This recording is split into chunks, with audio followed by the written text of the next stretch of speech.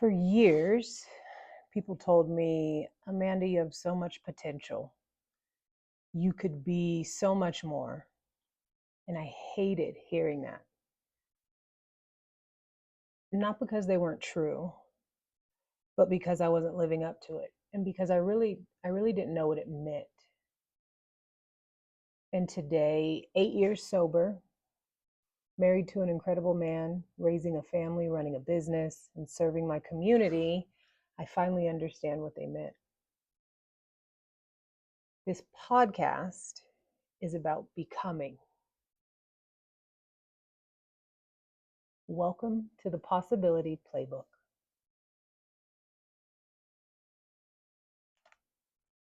Who am I?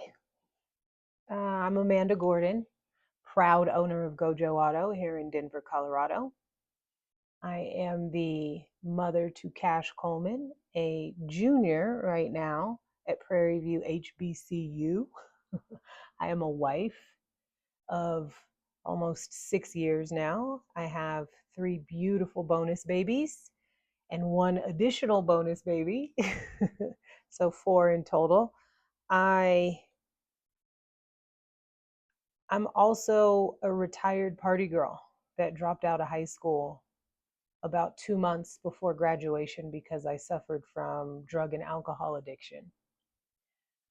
I grew up playing junior Olympic softball and had opportunities to play at D1 college, but because I obviously dropped out of high school, I couldn't go D1. And that haunted me for a very long time. I masked some pain that was happening in my household when I was growing up. I was masking not living up to my full potential, even though I was a phenomenal softball player and I got good grades. There was always the underlining issue of disconnect. I acted out. I got into a lot of fights in high school. I wasn't one to follow by the rules. I didn't play by the book by any stretch of the imagination. I was searching. And it would take years before I found it. What changed for me was getting sober. God willing, November 2nd of this year, I'll celebrate 8 years of sobriety. The moment that happened, I was actually applying for my dealer's license to become the first Black woman in Colorado to own a car dealership. And something told me that I had to make a drastic change before I started my own company in order to be successful. And that change was getting sober, which was the catalyst for my success. And there have been plenty of downs, don't get me wrong. But the catalyst for me being able to make change and to get into a healthy relationship and start trusting myself and to stop subscribing to the self-sabotage and the disillusions that I told myself was sobriety. I'm not sure what you need to experience or what you know you need to do in order to make drastic change, but I'm sure you have an idea. For me, it was sobriety. For you, it could be working out. It could be healthy eating. It could be a better sleep schedule. It could be leaving that relationship that you know is toxic. But at some point, you're going to have to make a decision. It's going to be hard. It's going to be difficult. It's going to be challenging, but it will be worth it. It will be worth it.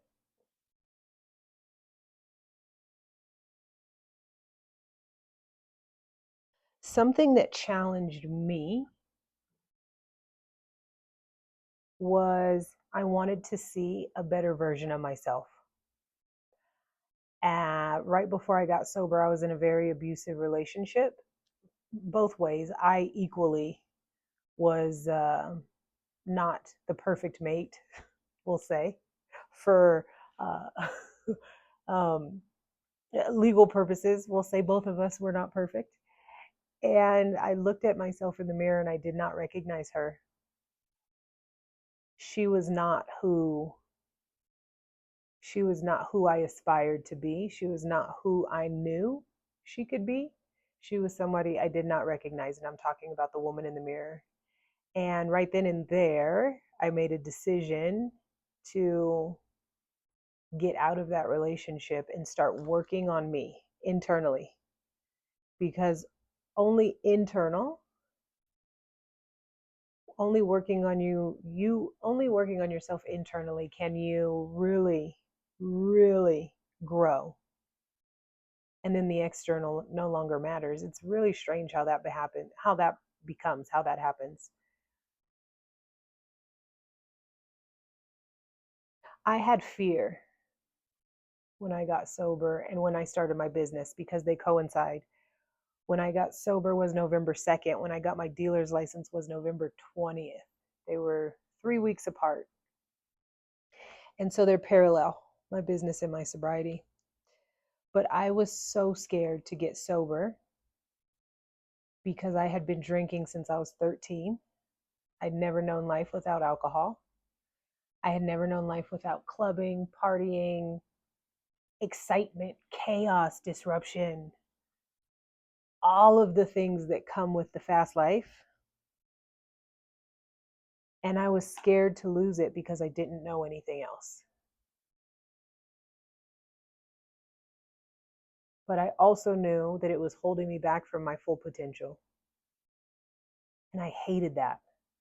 I hated that I could watch rappers and video girls and insta models be successful and be in the party life, and I couldn't master the duality. I couldn't be both, because when I partied hard. I partied to a level of uselessness. I could not function. I was very low functioning, but yet I continued. And when I got sober, my biggest fear was losing that life, which is bizarre when you think about it. I was living at my mother's house, telling myself I was babysitting her house for her because she was on a detail out of state. I had lost a lot of trust with my child because I was not dependable. And yet I was still more concerned with losing that idea of myself than I was about getting sober. But I had had enough. And at 36 years old, I took a leap and I did it. Now, when you get sober, they say you're not supposed to quit your job, get in a new relationship, or move. I did all the things. I started my company. I moved into my own place, hey now, and actually got into a really healthy relationship, the first one that I have ever experienced with a man. A healthy relationship.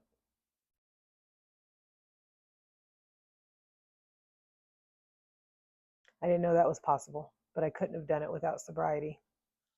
I apologize. I was flashing back because when we reflect on these things, I get so caught up in the day to day. How many cars are we selling? Is my son succeeding in college? Is my husband happy and healthy? How are our kids? And I forget about the journey. So this is actually therapy for me. Hopefully as much as it is for you. Um, the fear was great, but the hope was greater. I knew, because I have faith. I knew that there was something bigger on the other side. And it was bigger than I could imagine, and it was bigger than anything I had ever seen before. But now I had to build a new life. And how did I go about that? Well, first I had to relearn how to be me. I had to relearn not going to the bar or the club every day or every other day. I had to relearn associating with people that were healthy for me. I had to relearn the definition of relationship. I had to relearn the definition of trust. I had to make some serious amends with people that I cared about. And it sucked. Like, first, even admitting all this harm that you have done to people and taking ownership of that, it's so it's so heavy, but it's so freeing. It's so freeing for anyone out there. If you're struggling with addiction or any type of personality disorder, we'll say, because there's a lot of them out there, get help. Get help, because typically you can't get you out of a situation that you got yourself in, right? You need help, you need guidance, you need instructions, you need a roadmap on how to get out.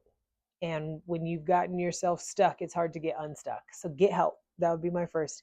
There's no judgment, there's no negative connotation of you wanting to help you. So do that.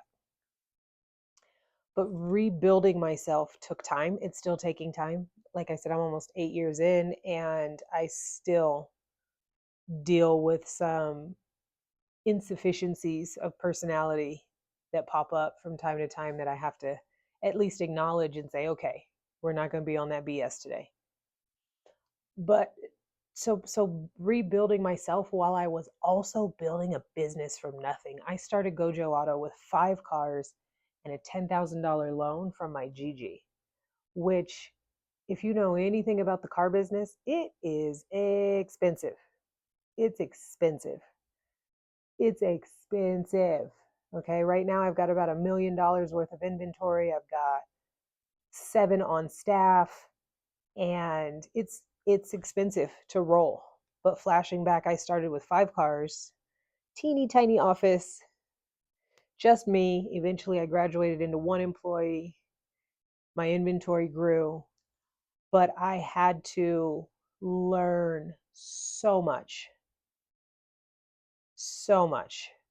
I think the biggest thing, though, the most important, was learning how to be in a relationship. I I used to push my husband away because confrontation was all I knew. But luckily I got a man, honey, a real man. And he would tell me things like, if you want to push me away, just say that.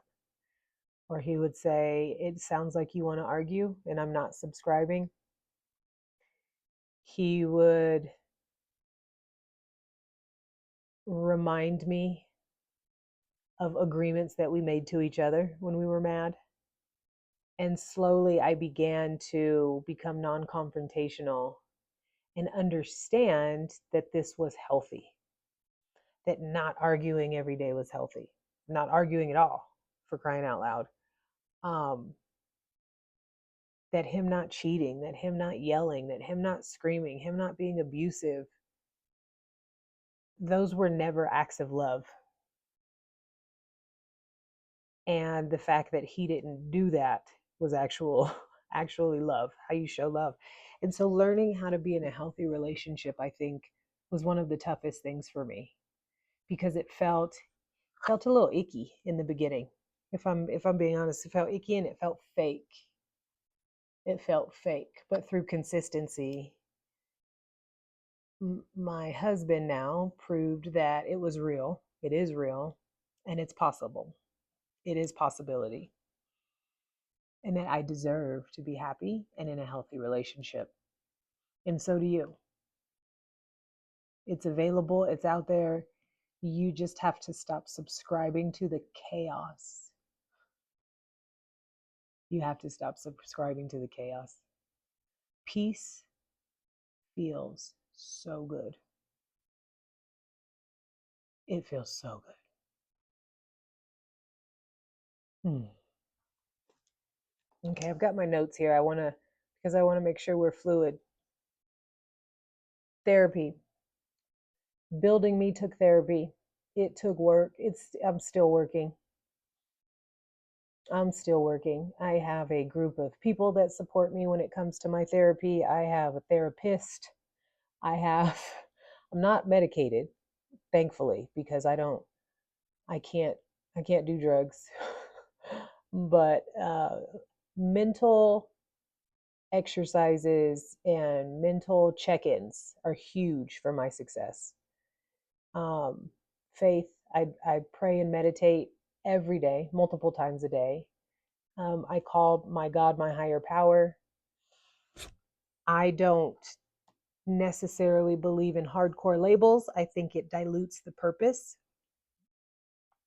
I think each one of us have our own relationship with our higher power, and that is to be developed for you by you.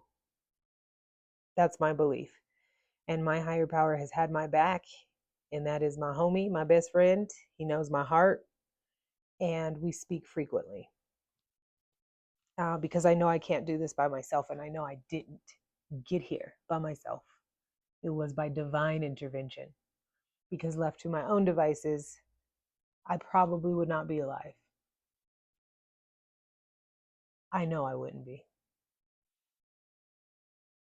Health and wellness has helped me significantly. Being an athlete for so many years, being in the gym and making sure I'm eating majorly healthy. I'm not over like I don't measure my food. I don't like count carbs or too much care about uh what's going into our food here in North America. I mean, I do care, but I watch what I eat.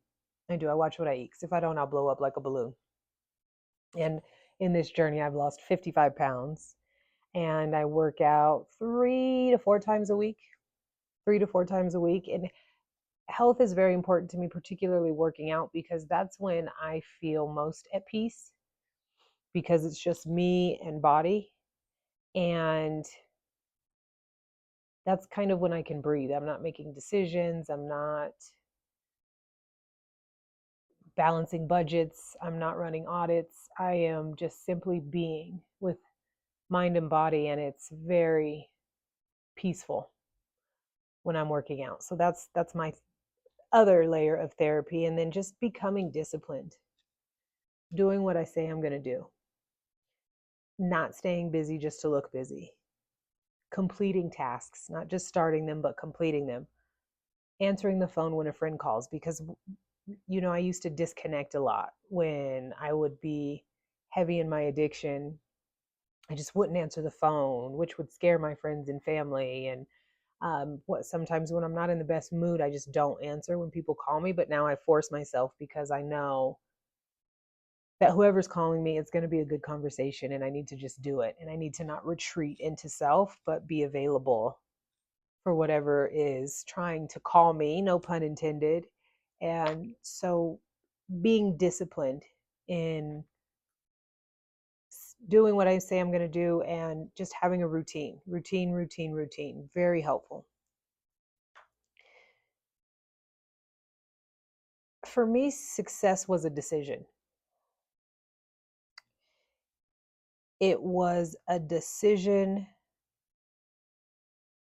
I guess it wasn't one decision, I should say. It was thousands of micro decisions that, flashing back, have changed and cultivated the woman that I am now. And every moment and every decision you make will determine your future. You do have control over who you become. Don't let anyone tell you different. Now, there's a lot that I'm still figuring out. I don't have all the answers. But some things I want to talk about, because, again, this is therapy for me as well as for you. Some weeks we'll talk business. Some weeks we'll talk about just figuring it out, whatever it might be. Some weeks we can talk motherhood, money, sobriety, marriage, leadership, health. Um, the mistakes I've made in each area and the successes I've had, because you need both. You need success to know that it's there, to feel what you're striving for, and you need the losses to appreciate the wins. You really do.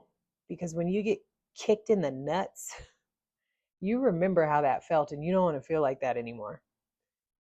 So it helps you elevate your game even more. Eventually I'll start having guests. So if you're a guest out there and you want to team up with the Possibility podcast, please message me.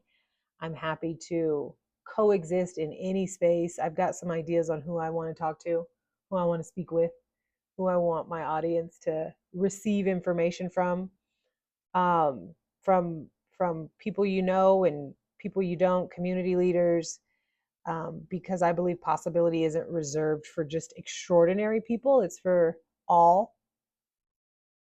Possibility is for all of us. Um, and I want us all to keep becoming, because I'm still living in my potential. I'm still in the middle of it. And I think I will be until the day I leave this earth. Um,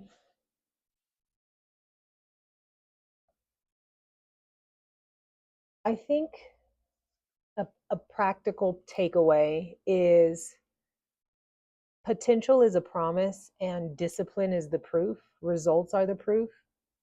You have to put in the work in order to be successful. I believe statements such as balance don't exist. You never have it balanced when you are a high achiever. Okay. And how do I want to phrase this? Because not everyone has goals and aspirations to be at the top of the mountain. And I think that's great. I think that's great. But for those who want to be at the top of the mountain, there are rules that only apply to you. They are not rules that apply to day-to-day 9 to 5ers. And the rules are pretty much there are no rules.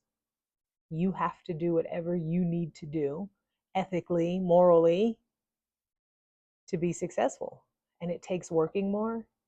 It takes making more decisions. It takes leadership. It takes lots of thought. It takes educating yourself. It takes work. And in that endeavor, there is no balance. There is no balance. Some things I have to remember is the best version of my life isn't behind me, it's ahead. Because I used to have some fun, I'm not gonna lie. Some of my party girl days were really fun. But being in community, changing lives, and being a representation of possibility is fun also. And I choose this fun over the former.